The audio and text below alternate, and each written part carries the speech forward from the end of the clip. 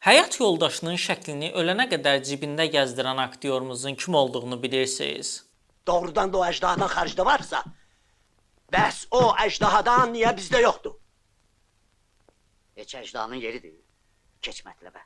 Onun səsindən eşitdiyimiz mahnılar dillər əzbərinə çevrilib. İkinci Dünya müharibəsində iştirak edib. Əvvəlcə caz ifaçısı kimi başlasa da, sonra estrada musiqisi ilə daha da ulduzu parlayıb. Həyat yoldaşının ailəsi razı olmayıb ki, qızları müğənni ilə evlənsin. Evlilik üçün 3 il gözləməli olublar. Mirzə Babayev həyat yoldaşını çox sevdiyinə görə onun vəfatından sonra şəklini hər zaman cibində gəzdirib. Mahnılar həsr edib. İfaları ilə yanaşı yaratdığı obrazlar da sevilib. Hətta Məşədi Bad rolunu onu çəkməyi düşünüblər. Ancaq sonra fikirlərini dəyişiblər. Məşədi Badın mahnılarını o oxuyub. 2003-cü ildə 89 yaşında vəfat edib. Ruhu şad olsun.